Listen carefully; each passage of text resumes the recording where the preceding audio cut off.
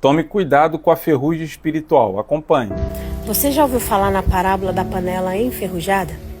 E essa parábola não foi contada por Jesus, mas pelo profeta Ezequiel, no capítulo 24 do seu livro, versículos 1 ao 14. O cenário é sombrio, é o dia 10 do 10º mês do 9º ano do cativeiro babilônico. Lá em Jerusalém, os muros ainda estão de pé, mas do lado de fora a sombra do inimigo cresce, pois Deus já estava cansado do pecado do seu povo. Nabucodonosor, rei da Babilônia, já cercava a cidade. Dentro dela, sacerdotes continuavam o culto, líderes alimentavam discursos de esperança e o povo pensava: Deus nunca deixará a sua cidade ser destruída. Enquanto isso, a quilômetros de distância na Babilônia, um profeta exilado ouve uma ordem estranha. Deus fala a Ezequiel: coloque uma panela no fogo, encha de água. Coloque pedaços de carne, os melhores, e deixe ferver. As pessoas olham para ele, curiosas, pensando que tudo aquilo não passava de um ato simbólico. Até que a revelação chega. A panela é Jerusalém. A carne são os seus moradores. O fogo é o juízo que já começou a consumir a cidade. Mas havia algo pior. A panela estava enferrujada. Uma crosta grossa, impossível de ser removida. Essa ferrugem era o pecado que se acumulou por gerações. Idolatria dentro do templo, injustiça contra inocentes, corrupção dos líderes, confiança em aparências religiosas. O suspense cresce.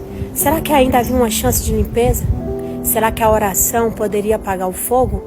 Mas a voz de Deus é firme como um martelo. Eu tentei purificá-los, mas vocês não quiseram. Agora deixarei que o fogo queime até o fim. Eu, o Senhor, falei e cumprirei. Jerusalém cairia, o juízo era certo. Essa narrativa não é apenas uma história antiga. Jerusalém somos nós hoje. Muitos confiam na panela em que estão. Uma igreja, uma posição, uma reputação, e acreditam que isso os protegerá. Mas Deus não olha só o exterior. Ele olha a ferrugem que insiste em ficar no fundo da nossa alma. O fogo das provações revela o que escondemos, e se não deixarmos Deus limpar, cedo ou tarde, o fogo deixa de ser graça e se torna juízo. O que Ezequiel viu em Jerusalém é um alerta eterno. Não devemos confiar na panela, e sim no oleiro.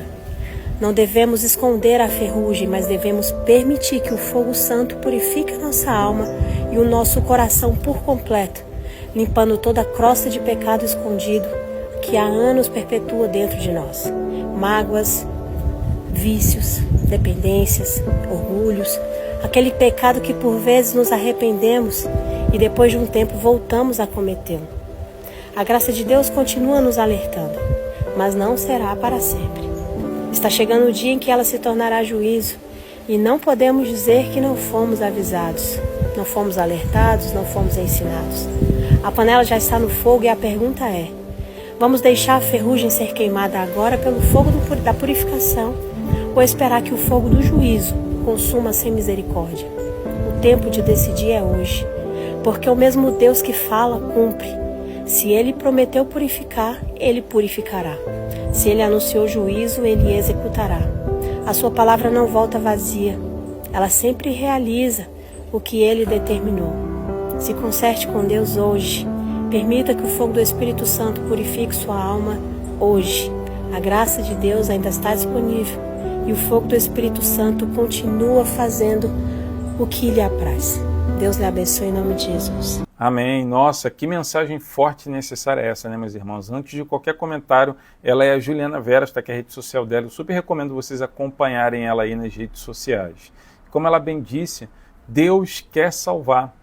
Deus, Ele quer nos ajudar, porém, nós devemos fazer a nossa parte, devemos nos esforçar para andar em santidade diante de Deus, porque se, ao contrário disso, nós vivermos no pecado, veja bem, eu não estou falando de pecar, porque todos nós somos pecadores, e sim da pessoa viver no pecado, que é quando a pessoa ela entra naquele lamaçal de pecado, de imundícia, de iniquidade, e vive a vida dessa forma, e até mesmo acha que isso está normal.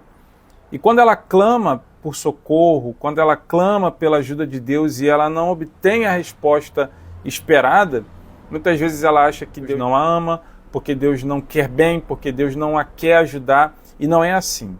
Inclusive em Isaías 59 diz o seguinte: eis que a mão do Senhor não está encolhida para que não possa salvar, nem surdo seu ouvido para não poder ouvir. Mas as vossas iniquidades fazem separação entre vós e o vosso Deus, e os vossos pecados encobrem o seu rosto de vós, para que vos não ouça. Aí é que está a ferrugem.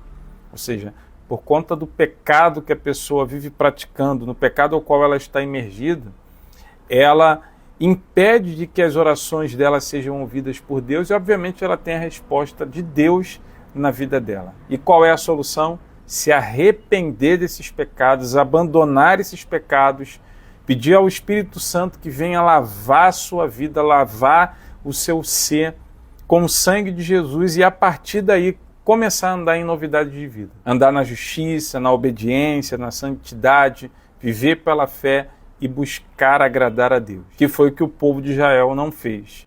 Apesar de tantos alertas, apesar de tantos profetas, apesar de tantos avisos, eles continuaram na teimosia do coração deles, e o resultado foi desolação, invasão de inimigos, foi o povo ser levado cativo, as muralhas serem destruídas, o povo ser completamente dominado pelos inimigos. E o nosso inimigo hoje não é físico, e sim espiritual. E quando a pessoa ela vive no pecado, assim como o povo de Israel naquele momento, ela se torna a escrava do diabo, que oprime a vida dela. E Deus não quer isso. Jesus veio para que nós tenhamos vida e vida em abundância, que sejamos livres, que tenhamos paz, que tenhamos verdadeira alegria e liberdade. Porém, para que isso aconteça, nós devemos nos arrepender, nós devemos nos entregar nas mãos do Senhor e andar em obediência na sua palavra. E eu espero que essa mensagem tenha falado ao seu coração. Se você conhece alguém que precisa ouvir essa mensagem, marque ela aqui, deixe um likezinho para que esse vídeo alcance mais pessoas, compartilhe nas suas redes sociais, acompanha essa irmã querida nas redes sociais. Eu sou o Tony de Barros, se você gosta desse tipo de conteúdo, também me acompanha aqui nesta rede social. E vamos tomar cuidado para não deixar a ferrugem espiritual acumular no nosso coração. Forte abraço, que Deus te abençoe.